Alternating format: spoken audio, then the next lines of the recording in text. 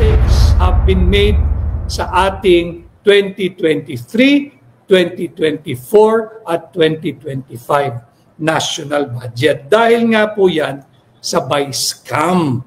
Yung mga nag-oorganisa ng pagkilos, meron daw gagawin na rally sa November 30 or 31 at nung September 21, di ba, hinati-hati yung mga nagrarally. Yung hakbang ng maisog lamang ho ang sumisig. Magandang araw po sa inyo mga banateras. Ako po si Banat Girl. Ito po mga banateras, panoorin natin ito at sabay-sabay po tayong mag-react sa comment section. Alright, panoorin na po natin ito mga banateras. Mag-comment po kayo sa comment section at huwag po ninyong kalimutan mag-subscribe, i-like at i-share ang ating video. I am not Filipino for nothing. Mahalin po natin ang Pilipinas. Ito na po. Security in government and in governance. Dito po sa aking pahina, marami pong salamat. Lahat po ng nasa aking Facebook page or channel, marami pong salamat. Sana ay patuloy kayong mag-like, mag-share, mag-comment, mag-react at mag-follow. Ganon din po yung nasa YouTube. Higit po tayong umaangat, yung dami po ng yung bilang po ng ating subscribers everyday, umaangat po ito. Marami pong salamat sa inyo. Sana po patuloy kayong like, share, and subscribe. Mag-react po kayo, mag-komento po kayo. And of course, sa ating mga kasama sa TikTok page po natin, patuloy po kayong mag-like, patuloy po kayong mag-follow. Marami pong salamat sa ating mga live na kasama ngayon sa Facebook, sa YouTube, and of course, sa TikTok. Hindi po siyang nauna, pero maganda po yung kanyang babati eh. Kaya lang merong char sa dulo. Basahin ko lang. Si @CharmingSlayer27. Siya po nagsabi nito, mababasa nyo yan. Attorney Vic, bakit po ang gwapo nyo? Char. Yung po sabi niya, #bring PRRD home alive. Yes. Si @CharmingSlayer27, maraming salamat. Siguro ho kasi end of the week, medyo nabawasan yung bigat ng ating balikat. We can all look forward to rest and spending time with our family at kung ano man yung ating mga gustong gawin over the weekend. Ating pong pamagat, krimen na walang kriminal. Krimen na walang kriminal. Paliliwanag po natin ano yung krimen na walang kriminal. But kagaya po ng aking sinabi sa simula ng aking pagsisimula ngayon sa ating munting pahina, ang layunin ng ating direktang ugnayan dito sa Tinig Maisog ay maiangat ang antas ng pampublikong diskurso, elevate the level of public discourse, at maging instrumento na kahit paano ho ay madagdagan ang inyong kamulatan sa mga importante at mahalagang usaping panlipunan.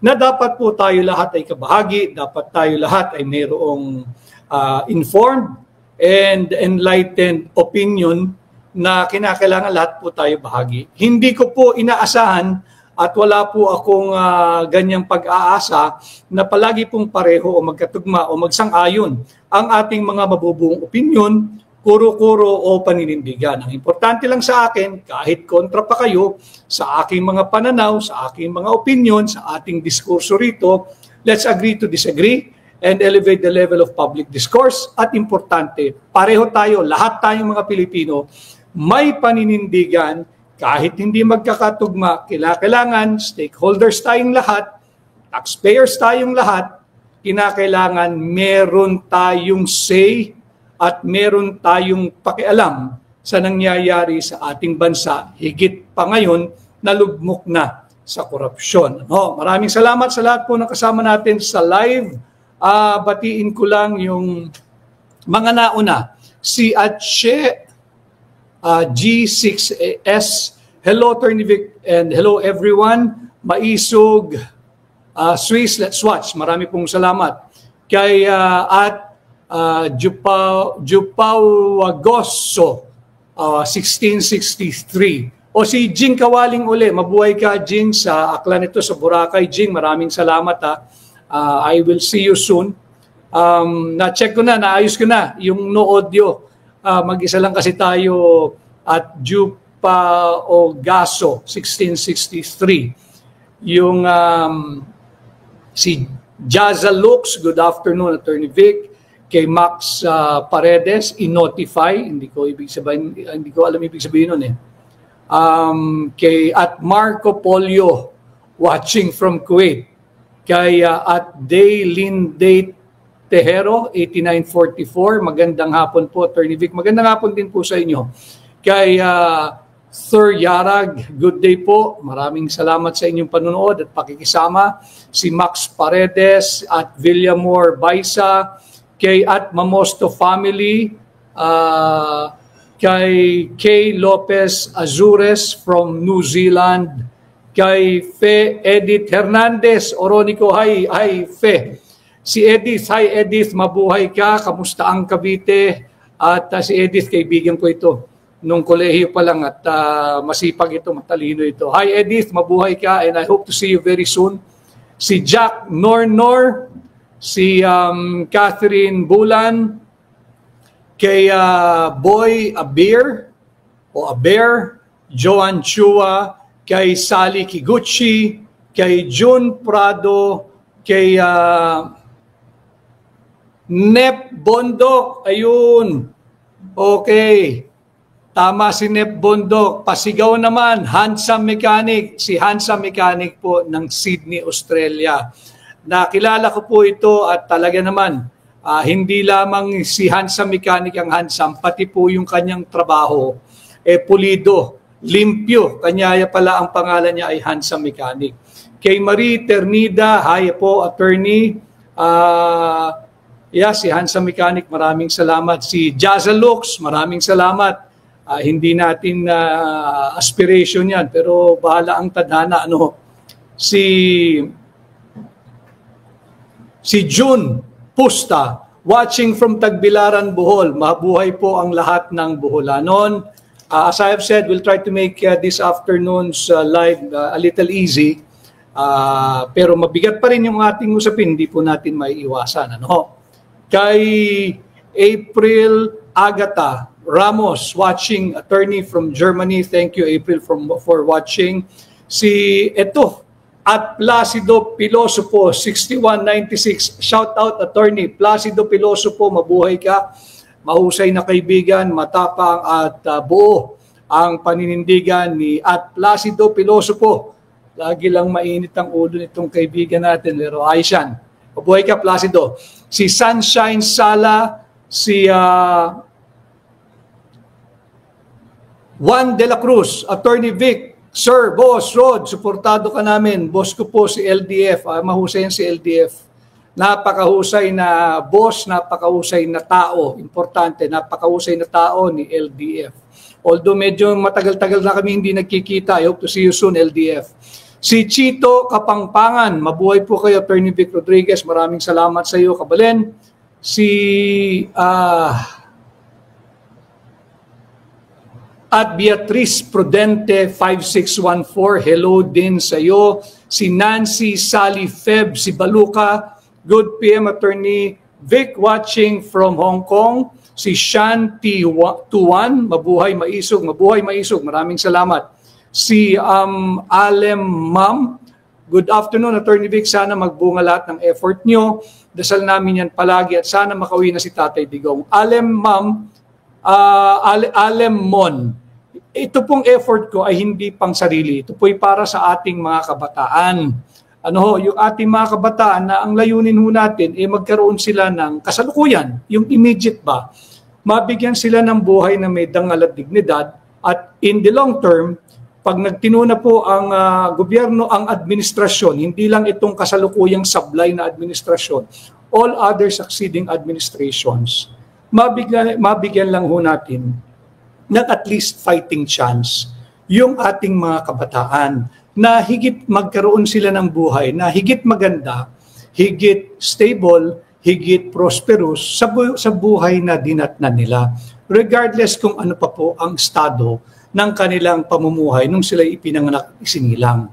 If there is anything na or if there's any vested interest on my part, in pushing for transparency, accountability, peace, and security? It's because when I speak of the Filipino young, when I speak of the Filipino youth, ang aking personal na interest lamang, kasi po yung aking mga anak ay napapabilang doon sa Filipino youth, doon sa Filipino young. Wala naman po sigurong masama kung sinong magulang man ang maghangad ng higit na mabuting Pilipinas, higit na mabuting pamahalaan, higit na mabuting buhay at kinabukasan sa kanyang mga anak. Yun lang po ang aking personal na interest. Subalit kung titingnan po ninyo, ito po ay pangkalahatan sa lahat ng kabataang Pilipino. No? Para klaro tayo. Si @CRIS-C7288, binabati pa nito si Placido Piloso po. Good PM po. Si Placido Piloso po, may follower dito. Si @CRIS-C7288.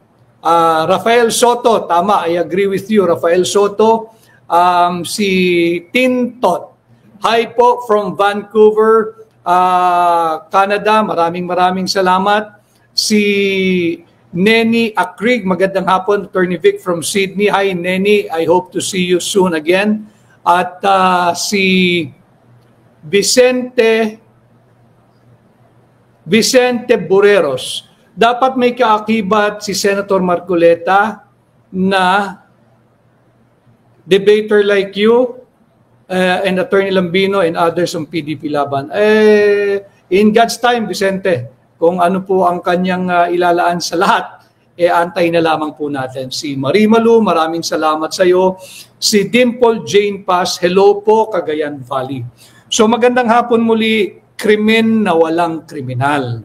Krimen na walang kriminal, ito po yung ating pamagat. I encourage all of you kung meron po kayong nais ipabati, ipa-shout out, o di kaya ay itanong, o yung inyo pong kuro-kuro. Again, magbibigay daan po tayo ngayon sa lahat ng mga nasa comment box or comment section natin. Dahil ilang live po natin, sa dami po ninyo, pagpasensyahan nyo na. Pagka naman po libre ang aking oras, kahit hindi po ako nagla-live, sisikap ko pong masagutin kayong lahat. Krimen na walang kriminal. Ano po ibig sabihin nito? Ngayon po ay October 24, 2025. 2 buwan na pong mahigit ng mainit na pinag-usapan itong maanumalyang flood control funds at flood control program.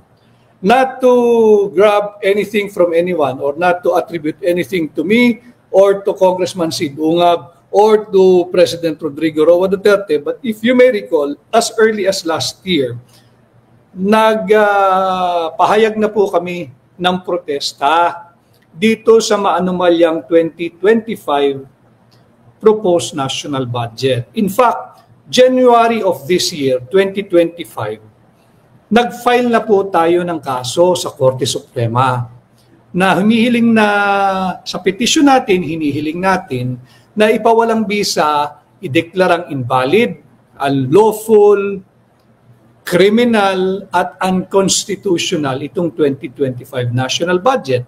Ang naging tugon po ng Malacanang, kahit daw po nabasa na ni BBM yung 4,000 mahigit pahina ng proposed 2025 budget, wala daw po siyang makitang blanco. Talagang wala kang makikitang blanco. Una-una, hindi mo naman binasa. Pangalawa, magkaibang dokumento yung pinag-uusapan ho namin. Ang blanco ho ay nasa Bicameral Conference Committee report. Kung ang titingnan mo ay yung final form na, yung General Appropriations Bill, yung panukalang batas na kanya pong pinirmahan, talaga walang blanco doon. Kaya nga ho, di ba, ang sinisigaw natin, kanino yung makakating kamay na nakialam doon sa blanco sa Bicam. Hanggang ngayon, hindi pa po nasasagot yun. Noon pa lamang, meron hong pananagutan Falsification of legislative document nga po yun Sinong makating kamay ang nagpuno ng mga blanco? Kaninong makating kamay? Babae ba siya? Lalaki ba siya? Tandem ba sila o grupo sila? Kung ito po ay agad tinugunan ng kasalukuyang administrasyon, hindi na po tayo umabot sa ganitong kalunos-lunos na estado. Kaya nga po, krimen na walang kriminal.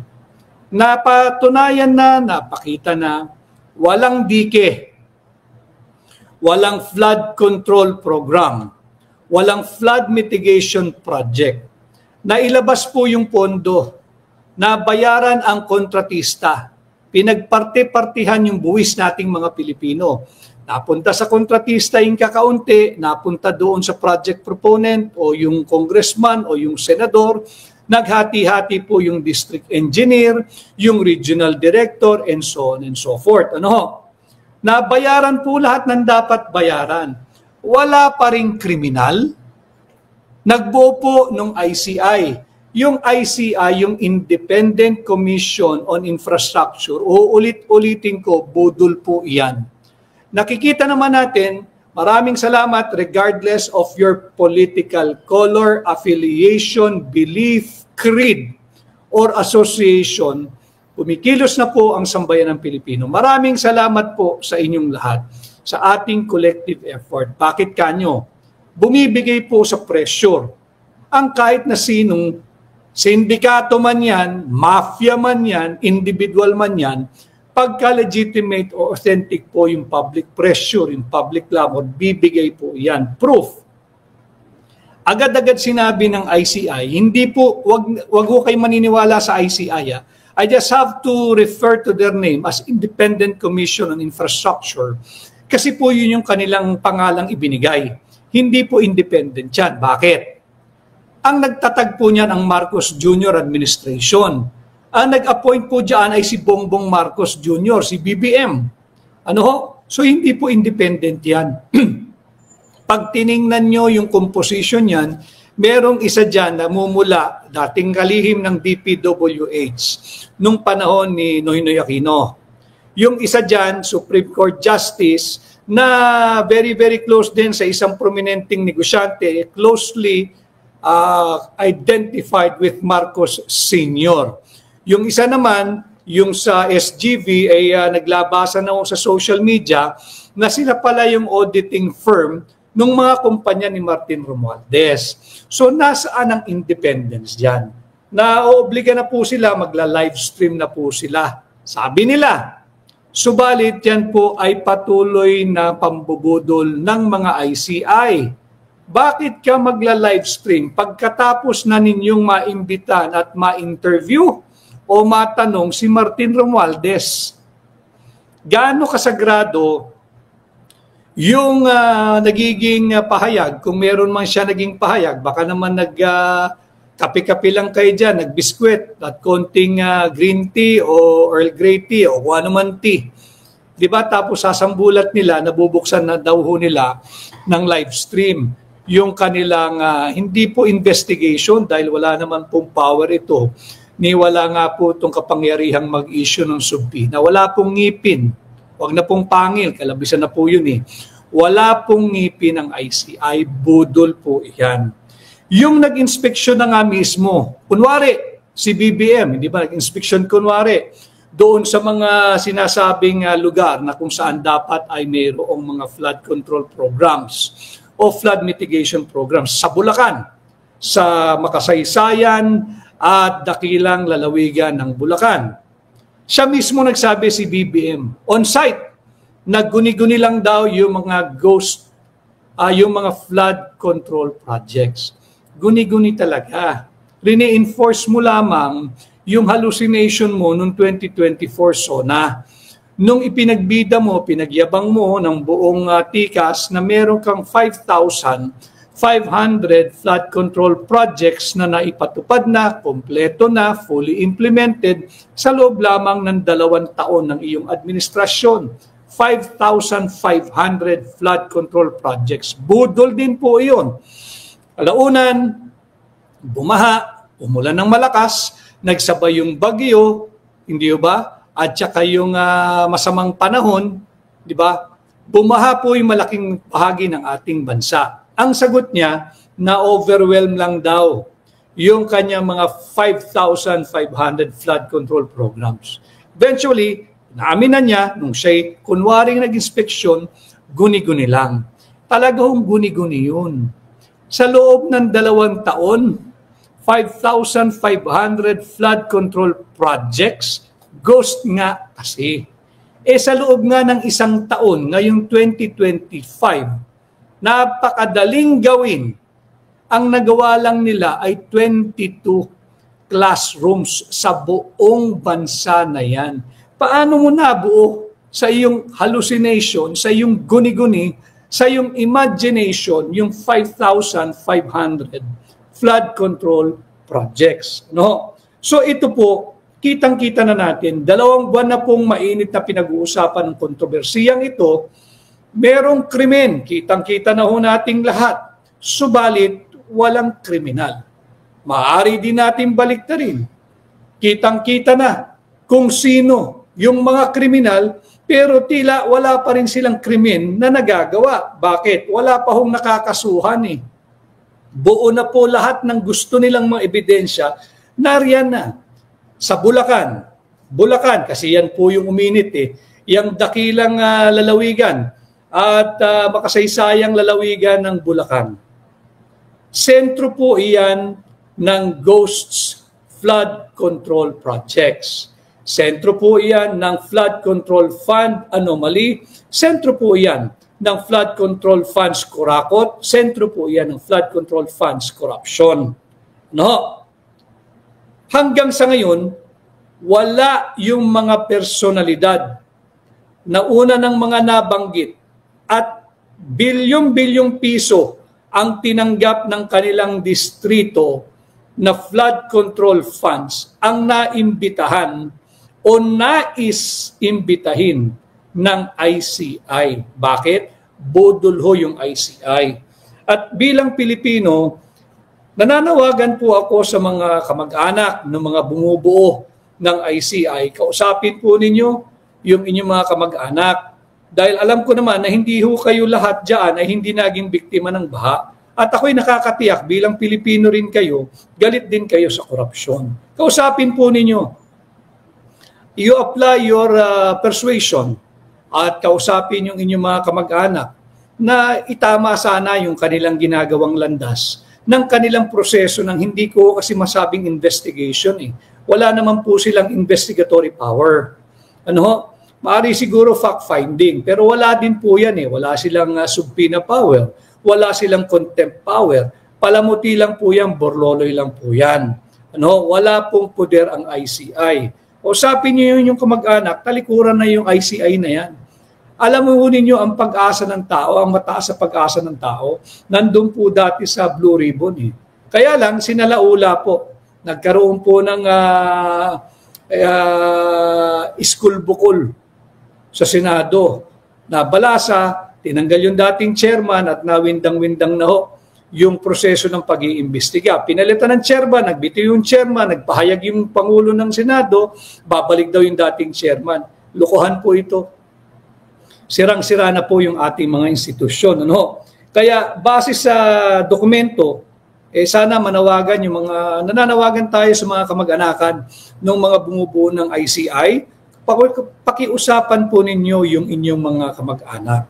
Anyway, lahat po ng mga taong nandyan, pagdating career-wise, made na po yung mga yan eh. In fact, very prestigious, illustrious na nga po may tuturing yung kanilang naging career path. At sa kanilang edad, tinitingala, iba na po yung estado sa lipunan. Sana naman, gumawa na lamang po kayo ng legasiya, hindi lamang para sa inyong pamilya, hindi lamang para sa inyong pangalan, kundi legasiya para sa Pilipino na kayo'y kalaban ng korupsyon. Huwag na ho kayong magpagamit. Wala na ho kayong papatunayan, mga established na po kayo. Retired na nga ang karamihan eh. Retired na, nakapagsilbi na sa bansa. Sana isipin ninyo, legasiya ng inyong pangalan, legasiya ng inyong pamilya, pero sa pangkalahatan, legasiya po nating mga Pilipino na labanan na natin ang korupsyon at ipaglaban natin na magkaroon ng higit na magandang bukas, kahit po fighting chance. Bigyan natin ng fighting chance yung ating mga kabataan na magkaroon ng higit na mabuting buhay. Yung flood control po, matapos ang 2 buwan na mainit na balitaktakan sa social media, sa Senado, sa Kongreso, sa mainstream media, wala po yan. Bahagi po yan ng BBM. kagaya po yung ICI at yung mga iba pang nagrarally. Bahagi po yan ng BBM. Ano po yung BBM? Yung budol-budol makinarya. Bahagi po sila, nagpapagamit po sila ng budol-budol makinarya. Imagine ho ninyo, yung mga kongresista at kontratista, 2 buwan na po itong mainit pinag-uusapan. Ni kalabit, wala pong kalabit mula sa ICI eh. Budol po yan. Nasaan na yung top 15 na kontratistang pinangalanan ni BBM? Tahimik na yung SunWest Construction and Development Corporation, yung High-Tone Construction and Development Corporation, yung una ng tinagurian na Flood Control King, yung si Flood Control King, yung Alex, tingnan ko lang po itong notes ko. Itong si Alex Abelido, Flood Control King, yung Legacy Construction Corporation, nawala na rin po ito sa usapan, nawala na rin po ito sa usapin, at hindi na rin po ito pinatatawag o pinatawag ng ICI. Hindi na maawa po kayo sa aking mga kababayan dyan po sa dakila at makasaysayang lalawigan ng Bulacan. Hindi na po nawala ang tubig baha. Permanente na ho eh. Pasalamat kayo, hindi kayo nakakaranas ng baha.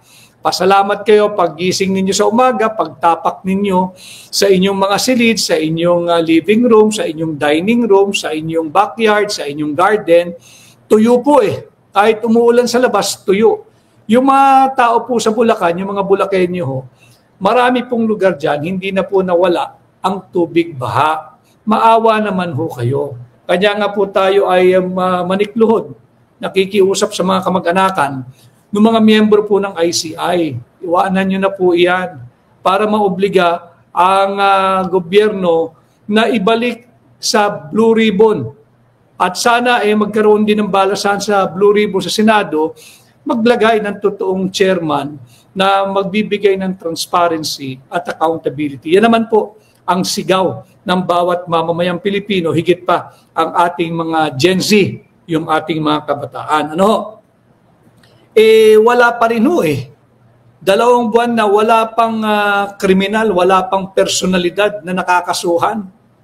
Ito nga po yung classic example na krimen na walang kriminal. Lantaran po ito, pero lantaran pa rin po tayong binubudol ng ICI. Kasi nga miyembro sila ng BBM, yung budol-budol makinarya. Makinarya po ito ng patuloy na panlalansi sa ating mga Pilipino. And again, this is just a recap dahil nakikita naman natin yung propaganda machine po ng Marcos Jr. administration, yung kanilang BBM, yung budol-budol makinarya, nag-overheat po yan papuntang weekend. Why? They want to control the narrative going into the weekend. Para po makalimutan ninyo, habang kayo ay nagpapahinga o pilit nag-i-enjoy, kahit hirap na po tayo over the weekend, kakargaan nila ng naratibo nila na gusto nilang yun ang magiging dikta nila for the coming week. Pilit pong buburahin, babaguhin gamit ang mainstream media. Yung vice cam, di ba yung vice cam ng 19th Congress, ito po yung nakialam doon sa panukala o proposed budget initially ng Executive Department, ang tanggapan ng Pangulo ni BBM. Subalit, hindi po kasi si Bongbong ang nag-expose ng corruption issue na ito. Hindi po. Ang kanya ho ay admission. Yung ginawa niya nung SONA nung 2025, ngayon pong July, ang propaganda arm po, yung budol-budol makinarya ng gobyerno, ginagawa po siyang hero. They are forcibly projecting him to be the hero as the one who made the expose. Pambubudol po iyon. Ang ginawa niya nung July 2025 SONA, hindi po expose. It's not an exposition, but rather it was an admission na talaga namang graft-ridden and corruption-heavy na ang kanyang administrasyon. Napilitan siyang aminin dahil tatandaan ninyo, atras tayo ng kaunti, days before the SONA, nag-uulan, nagbababaha, hindi ba? Kanya nga, di ba, meron pang threat doon, baka hindi matuloy ang SONA at hindi na maitanggi. Talagang walang flood control projects. Hindi na maitanggi yung nagsusmigaw na kurakot at korupsyon. So, anong gagawin nila? Unahan mo na. Kunyari, ikaw ang bida at ikaw ang nag-anunsyo, ikaw ang nag-expose. Hindi po siya ang nagbunyag, hindi po siya ang nag-expose. Ang ginawa po niya noong July 2025 SONA, it was an admission that serious mistakes have been made sa ating 2023, 2024 at 2025 national budget. Dahil nga po yan sa by-scam. Yung mga nag-oorganisa ng pagkilos, meron daw gagawin na rally sa November 30 or 31 at nung September 21, di ba, hinati-hati yung mga nagrarally. Yung hakbang ng maisog lamang ho ang sumisigaw ng Marcos resign. Tapos, ganyan po talaga mamaya didiskurso po natin. Nadiskurso na po natin Wala pong nananawagan na pabagsakin ng gobyerno. Wala. Marami na ho ang humihingi na magpalit na ng administrasyon. Magkaiba po yun Ang gobyerno ay hindi ang administrasyon. At ang administrasyon ay hindi po gobyerno. When you speak of government, there is permanence. When you speak of administration, they are always limited by their term limit. Kung matatapos sila yung term limit nila. Marami na po sa ating kasaysayan ang hindi nakatapos ang termino. Ano po ang naging desisyon ng Korte Suprema? Constitutional daw po iyon pag nagsalita yung totoong pinagmumula ng kapangyarihan, yung sovereignty resides in the people, taong bayan. No? So yung by-scam, yung mga nagpapanggap na anti-corruption, budol dun po yun. Bahagi po yun ng BBM, yung budol makinarya. Bakit kanyo? Hindi nga po nila mailabas sa bibig nila yung pangalang Stella Kimbo, na dating vice chair ng appropriation ni Saldi Ko. At nung nawala si Saldico, nung pasado na yung 2025 unconstitutional national budget, pinalitan po siya ni Stella Kimbo. Yung Stella Kimbo, sinabi niya walang blanco, sinabi niya ang nag-fill up ng blanco ay yung technical working group at ito raw po ay ministerial lamang, hindi rin pinatatawag ng ICI. Hindi rin mabanggit ng mga nagrarally na hindi raw po sila anti-Marcos pero anti-corruption sila. Anong klaseng anti-corruption yun? Meron kang iniiwasan, meron kang kinikilingan, meron kang pinapaboran. Hindi nga po nila mabanggit yung pangalang Stella Kimbo. Hindi nila mabanggit yung Manix Dalipe. Hindi nila mabanggit yung Dong Gonzales. Hindi nila mabanggit yung JJ Suarez. Hindi nila mabanggit yung pangalan ng counterpart po ng Kongreso ng mababang kapulungan sa Senado pagdating po sa by-scam, si Senadora Grace Po. Si Grace Po, siya po ang chairperson ng Finance Committee, equivalent po iyon ng Appropriations Committee ng House. Siya naman po yung contingent. Hepe po siya ng contingent ng Senado. Hindi po ito nababanggit ng mga nagpapanggap na anti-corruption advocates. So yan ay bahagi din po yan ng BBM o budol na makinarya. Hindi rin pinapatawag ng ICI si former Marine Sergeant Orly Gutesa. Bakit po natin laging binabalik si Marine Sergeant Orly Gutesa? Sapagkat sa aking pananaw bilang abogado, yung kanyang testimonya is critical and crucial. Para po mag-zero in na tayo doon sa mga personalidad na talaga namang may kinalaman at author o may akda ng lantaran, garapalang, korupsyon, kurakot at nakawan sa ilalim ng liderato ni BBM. Bakit mahalaga yung naging pahayag at testimonya ni former Marine Sergeant Orly Gutesa na naisip ko po ito kanina in relation to the dismissal of the plunder case, the criminal case for plunder, laban kay dating Senador Juan Ponce Enrile, kay Attorney Gigi Reyes at kay Janet Napoles. Na-dismiss po yan di ba? That importante rin, bukod kay former Marine Sergeant Orly Gutesa, ipatawag din yung DBM Secretary, si Mina Pangandaman. Ipatawag din dapat si Yusek Trigib Olayvar ng DepEd. Bakit? Mahalaga po yun yung 2.85 billion na na-release, nabigyan ng SARO at na-execute, na-implement na proyekto base sa affidavit ni dating DPWH Undersecretary Robert Bernardo at tumanggap ng limpak-limpak na pera equivalent to 15% of the 2.85 billion na nakontrata o na-corner ni Yusek Trigib Olayvar. Nasa tanggapan na po ito ng Pangulo Kaladkad na yung tanggapan ng Pangulo, tanggapan ng Executive Secretary. Why is it important for the ICI in the light of the decision of the Sandigan Bayan dismissing, acquitting Juan Ponce Enrile, Gigi Reyes, and Janet Lim Napoles in the criminal charges against them for plunder? Para po mabigay nila yung detalye. Dahil na-dismiss, isa pong basihan bakit na-dismiss yung kaso laban kay Enrile, kay Reyes, kay Napoles, dahil daw po kulang sa specificity o detalye yung mga aligasyon katulad ng halaga, yung proyekto, yung project proponent, yung SARO, etc. Pag pinatawag po si former Marine Sergeant Orly Gutesa, ipatawag din si DBM Secretary Mina Pangandaman, ipatawag din si Yusek Trigib Olayvar na nakakontrata, naka-corner, nakaharbat ng 2.85 billion pesos gamit ang Office of the Executive Secretary, tanggapan ng Pangulo.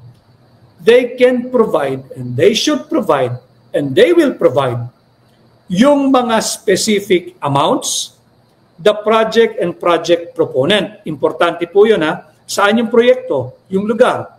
Bisitahin, wala talagang project, ghost. Kung meron man, substandard. Kung meron man, hindi pa tapos pero fully paid na.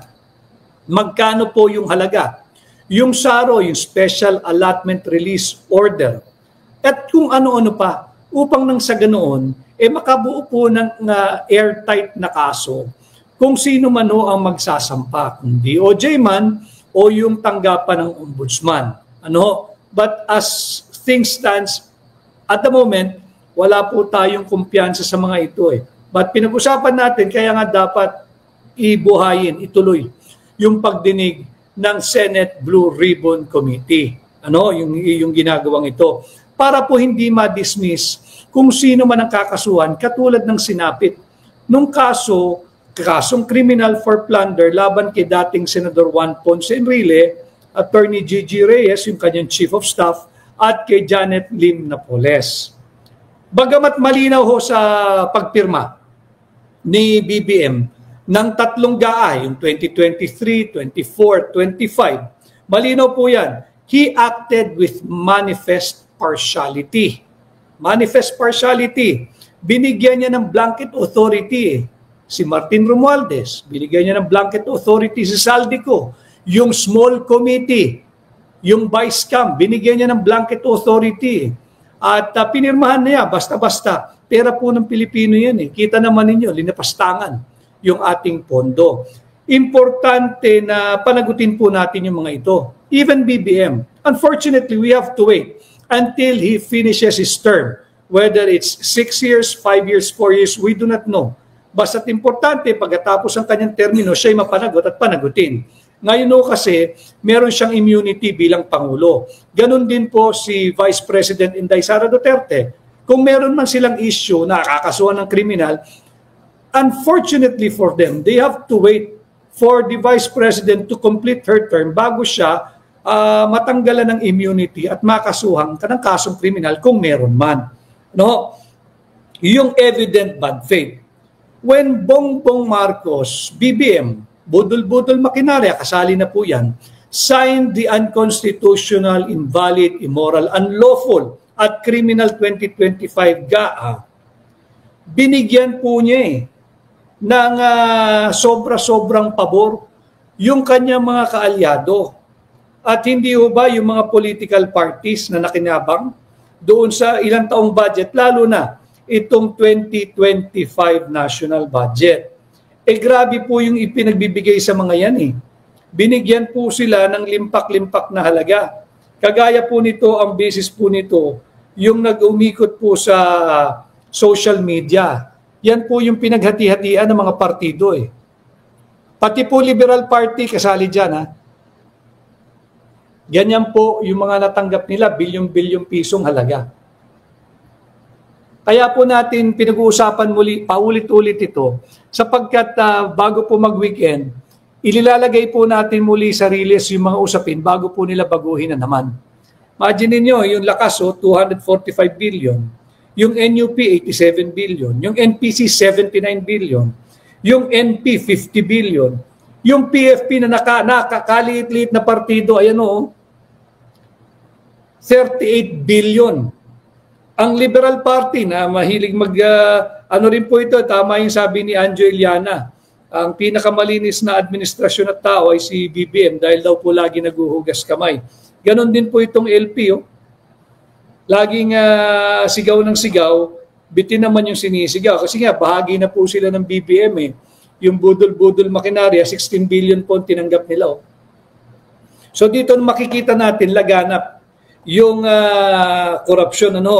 And then yung causing undue injury to the government. Mahalaga po ito yung mga nakikinig at nagmo-monitor, causing undue injury to the government and to the people. Pag sinabi po ninyong causing undue injury to the government, dito po sa requisitos na ito, malinaw din na inihiwalay yung government sa administration. Causing undue injury to the government. Ibig sabihin, ang kinakailangan na agrabyado ay ang gobyerno, hindi po ang administrasyon. Bakit? Magkaiba po kasi yung gobyerno sa administrasyon. In fact, even the administration can very well cause undue injury to the government. Hindi po porke administrasyon ka, hindi maaring makumit mo itong requisitos na ito ng krimen. Yung causing undue injury to the government.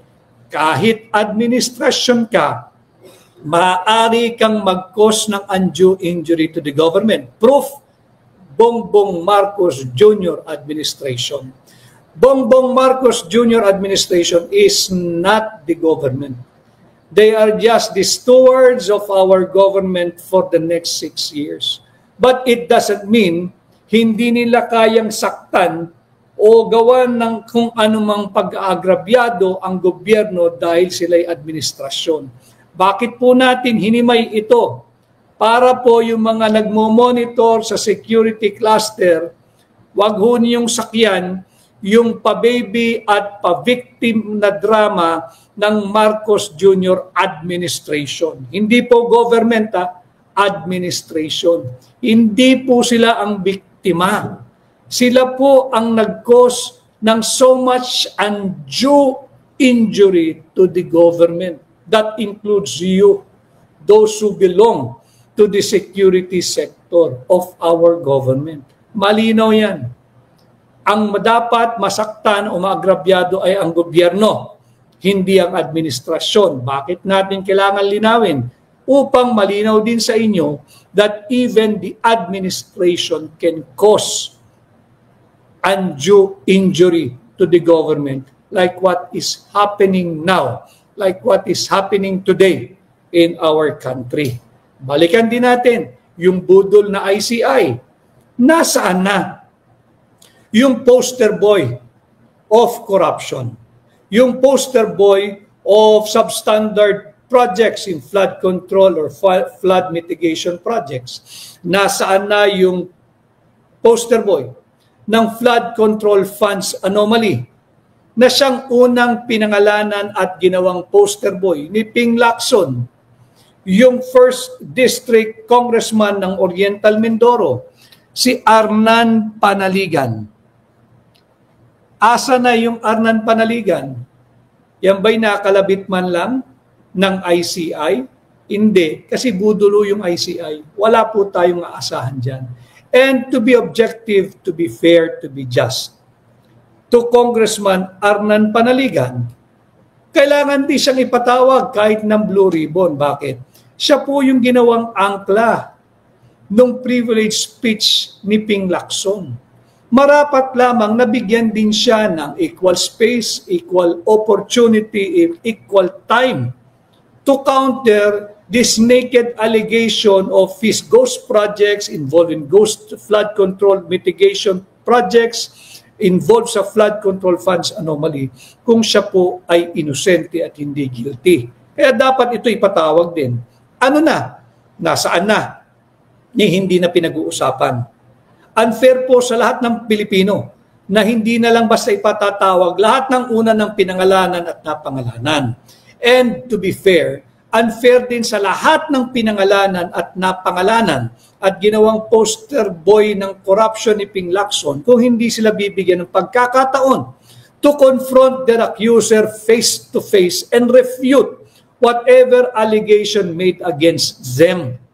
Yan din ho ang hinihingi ng mamamayang Pilipino. Yan din ho ang hinihingi ng hakbang na maisog. Transparency and accountability. Para po malinaw tayo. Yan po yung importansya eh.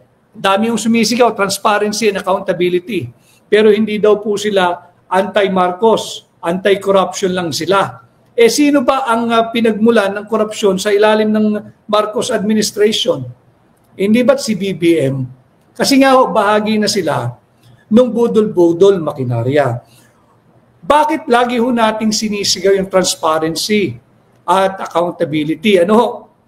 Kasi nga po, yung investors' confidence, importante po yan. Yan po ay nakaangkla sa transparency and accountability. Meron po tayong growth forecast na 6.2%.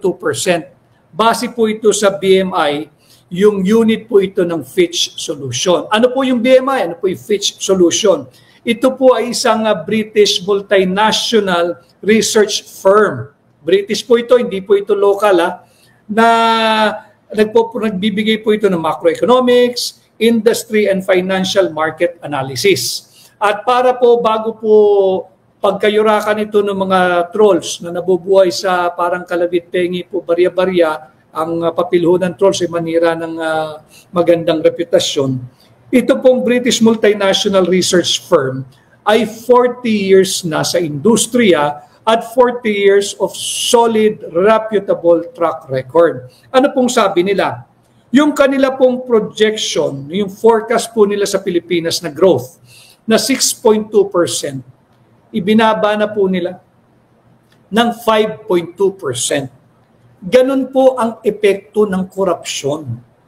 Yung sa investors' confidence, bumaba po yung growth forecast ng BMI, a unit of Fitch Solution, a British multinational survey firm, from 6.2 naging 5.2 na lang ang kanilang growth projection. Pangalawa, investors' confidence again.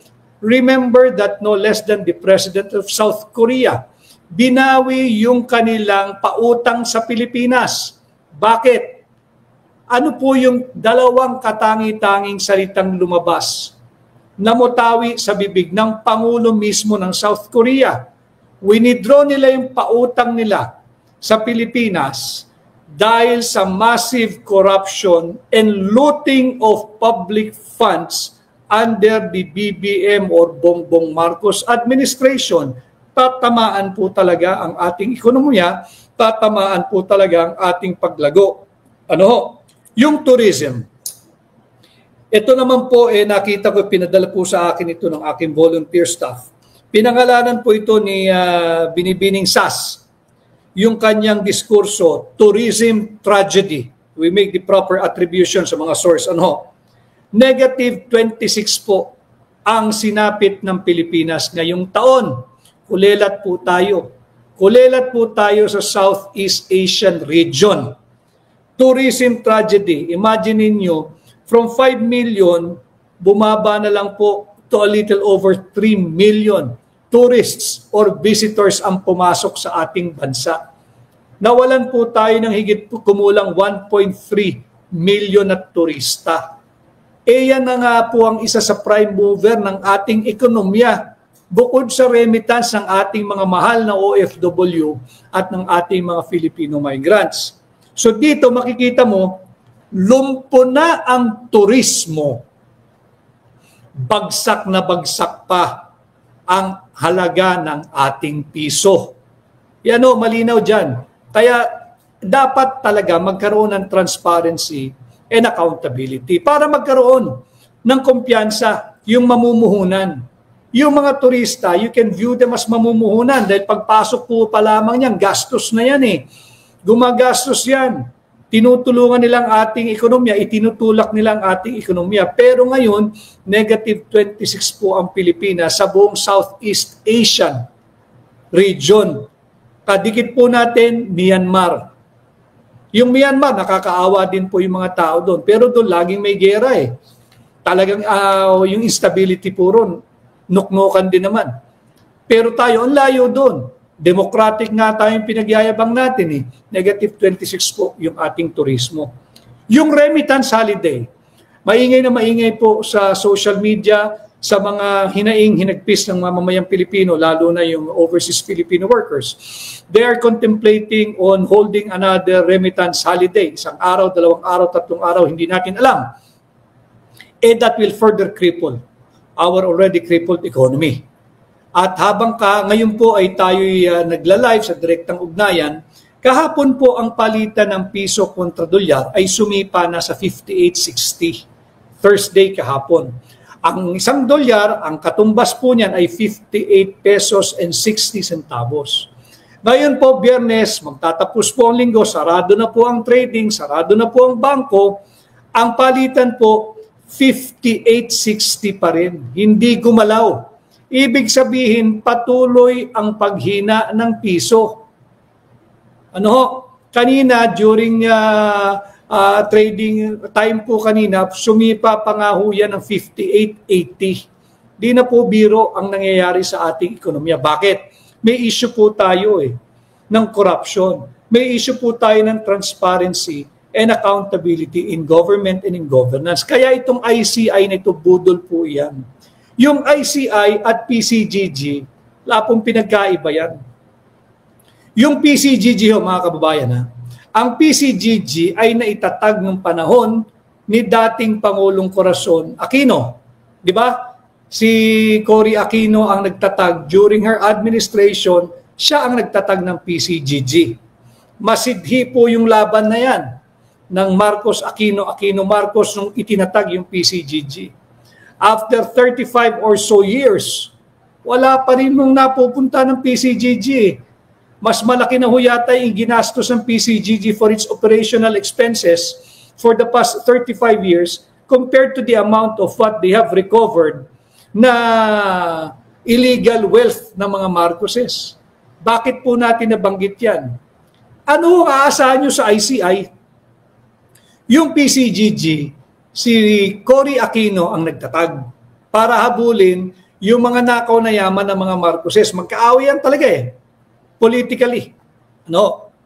Baka may personal grudge din sila. So magkaaway yan.